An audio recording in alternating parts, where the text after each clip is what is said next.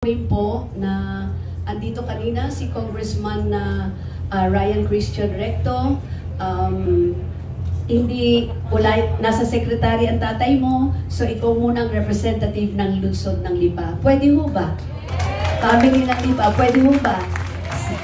Si Ryan muna. Ako naman po, sa totoo lang, napasok po ako, sabi mo kong Marvy, sa mga mayors, mayora, ako'y naman nahilingan. At kung kaya kong magbalik at magsilbi, bakit ko ipagkakait? Mahal ko po ang Batangas at mga Batanggenyong nagtitiwala.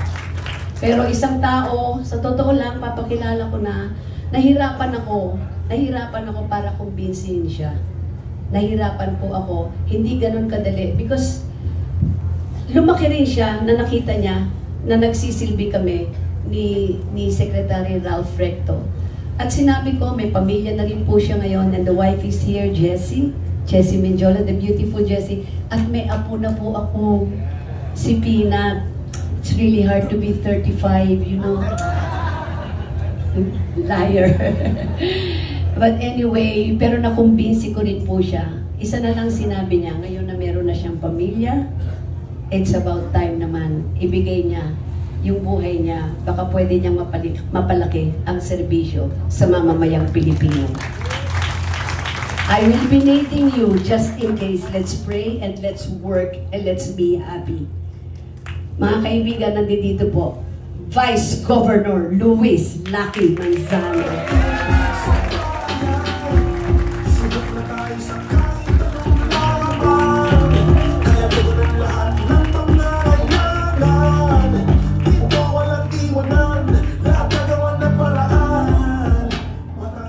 Magandang gabi sa'yo, Gov.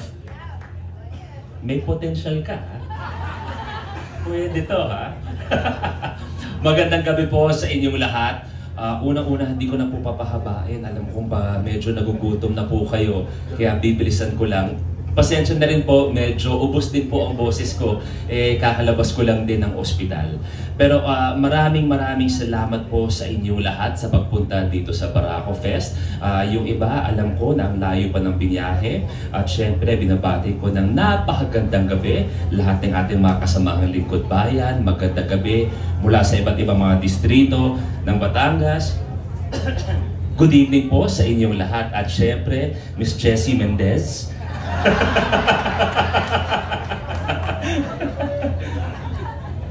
Gov, putulin natin yung bypass. Sa aking may bahay, magandang gabi. Muli, magandang gabi po sa inyo lahat. Kagaya nga po nung sinasabi ko at sinabi po namin, Barako Fest, isang napakagandang selebrasyon po to ng anything and everything Batanggenyo. Isang bagay po to na ating pinagmamalaki, na nagsimula lang po to ay 3 years ago kung hindi ako nagkamali. At sa nakikita po natin sa suporta na binibigay, hindi lamang ng Lipa, kundi ng bawat Batanggenyo, pati buong Pilipinas nagtadagsaan dito sa Barako Fest. Ito na po yung simula na pag pinag-usapan natin ang lalawigan ng Batangas. Hindi lang pag-uusapan ang kape, hindi lang pag-uusapan ang balisong. Pag sinabing Batangas, may magsasabi na, teka, dyan yung Barako Fest, di ba? Ay, gusto ko mapuntahan yan. At lahat yan ay dahil sa inyong lahat. Kaya maraming salamat. And speaking of Barako Fest, isa sa mga nagsisipag talaga, si Brian Diamante na nag-celebrate ng 52nd birthday last month. Bri, happy 52nd birthday. At lahat po ng to, at gusto ko lang ulitin ng konti kung anong sinabi ni Coffee.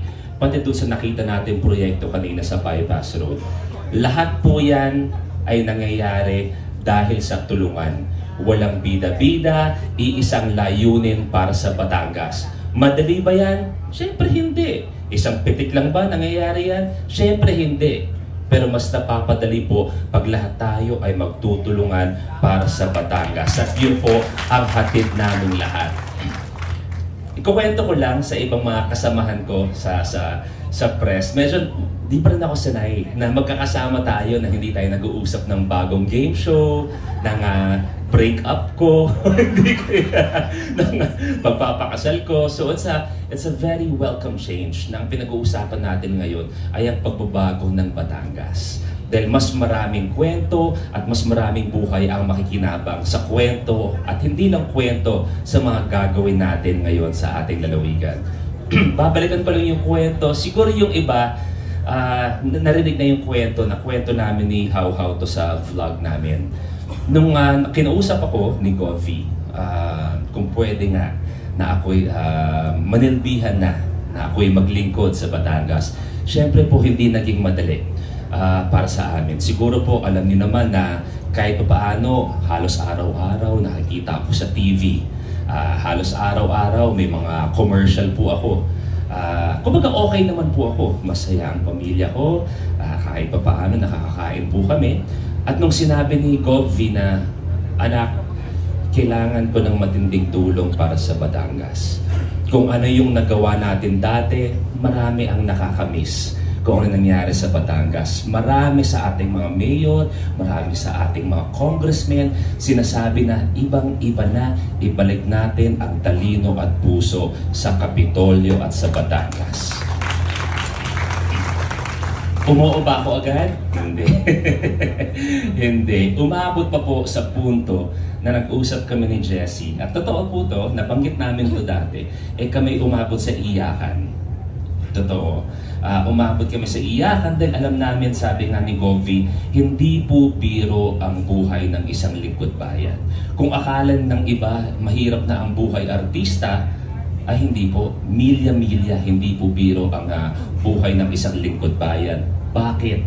Dahil wala na tong television, wala na tong patawa, wala na tong game show, wala na tong papremyo here and there. Ang pinag-uusapan na natin ay buhay ng bawat Batanggenyo. At yun ang bagay na dapat seryosohin natin araw-araw na ginawa ng Diyos. Nag-iyakan kami.